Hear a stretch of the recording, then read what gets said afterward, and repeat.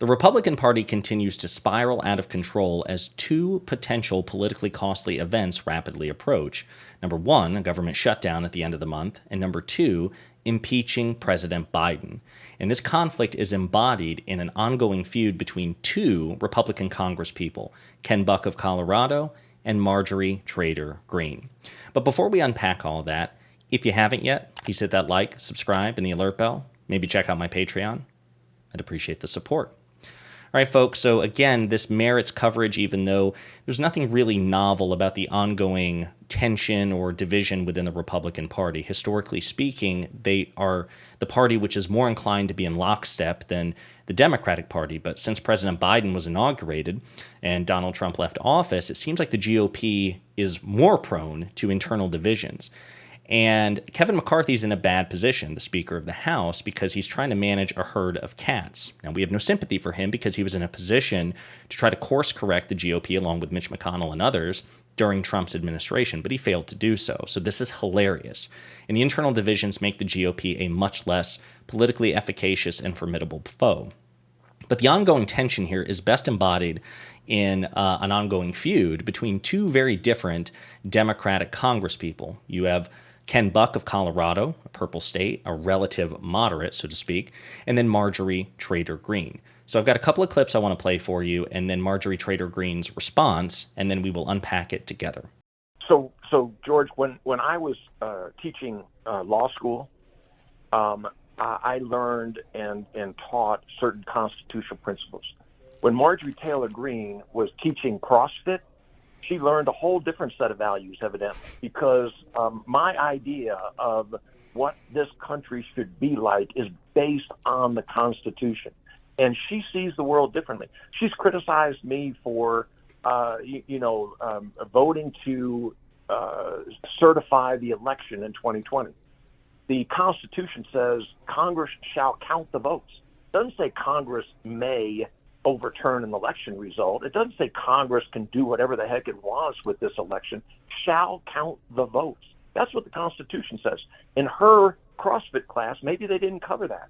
And it also, the Constitution also says that, the impeachment of a president shall be based on treason, high crimes, misdemeanors. It doesn't say it's a political exercise, right? And we hope that the Senate does the right thing. And so I get tired of people. One of the beauties of Congress is you bring 435 people together from different backgrounds, and you try to reach a consensus on issues. When you've got people who care more about their social media accounts than they do about the Constitution, we have a real problem in Congress.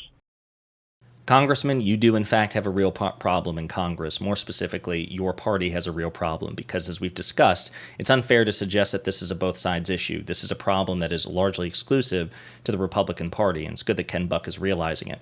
The GOP is not a serious governing party, and they haven't been for some time, certainly since Donald Trump took over, but arguably even before then. They're a bad faith, obstructionist, authoritarian cult of personality and have been for recent past. Now, he also pointed out that Marjorie Taylor Greene and her ilk are more concerned with social media outreach. It's true. Even Ted Cruz, who is once upon a time a serious Republican, is more concerned with plugging his podcast every chance he gets. He's more interested in being a culture warrior than a serious litigator. So again, I have no real sympathy for Ken Buck in this situation because this is the party with which he has chosen to align, but he was right on the money. Now, I want to play another clip from Ken Buck, and this time he's on Jen Psaki's show. This is him in person. This isn't just an audio recording. And again, he opines on the situation with Marjorie Taylor Greene and President Biden's potential impeachment. Well, perhaps Congressman Marjorie Taylor Greene, who you have been pretty vocal in pushing back on, is getting your message, because yesterday she posted, quote, this, quote, "Our country deserves for Congress to vote for an impeachment inquiry for very important reasons, not a rush impeachment vote." That is a bit of a shift in the timeline, a little bit of a pumping of the brakes on it. What did you make of that? Well, Marjorie filed articles of impeachment on President Biden before he was sworn into office more than 2.5 years ago. So the idea that she is now the expert on impeachment, or that she is someone who should set the timing on impeachment, is absurd. The time for impeachment is the time when there's evidence linking President Biden, if there's evidence, linking President Biden to a high crime or misdemeanor. That doesn't exist right now, and it isn't really something that we can say, well, in February we're going to do this. It's based on the facts. You go where the facts take you. The problem is the facts are inconvenient to the GOP. The GOP is not a fact-finding party. They're not interested in the facts. The facts are inconvenient. They're impediments.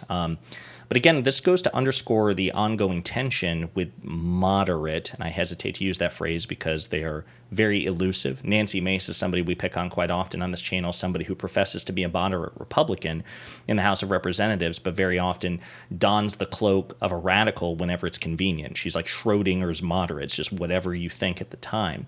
But Ken Buck here, who again represents a purple state, Colorado, he is well aware of the fact that this will probably be politically costly, particularly if you don't have the evidence to support an impeachment. Now, where I disagree with him is, technically speaking, impeachment is a political process. It's not, when you impeach an official, be it a president, a Supreme Court justice, whoever it is a political process. It's not a court of law. But he is right to say that it shouldn't be so political, and this is probably what he meant, that you just impeach an official over just a disagreement or a disagreement about policy or execution. It should be genuinely, truly substantive in the way that you think that this person is unfit for office. And so he's right to point out that, listen, certain Republicans are saying the evidence is there, but then when you push them, they fail to produce. Now, the last thing I want to see or show you, it's not a clip, is a tweet from Marjorie Taylor Greene. And this is in response to Ken Buck's appearance on Jen Psaki, that last clip. She says, "When is Ken Buck going to announce that he's a Democrat? The amount of shilling for Joe Biden is astonishing. Almost like he's hoping Joe is going to appoint him for something." Now, in the eyes of Marjorie Taylor Greene and other MAGA cultists, you are shilling for the Democrats, you are shilling for President Biden simply by demanding evidence before you support an impeachment. It's absurd. Would we say, for example, that a presiding judge is shilling for a defendant or shilling for a criminal by demanding that the prosecution provide evidence in a criminal trial? No, of course not.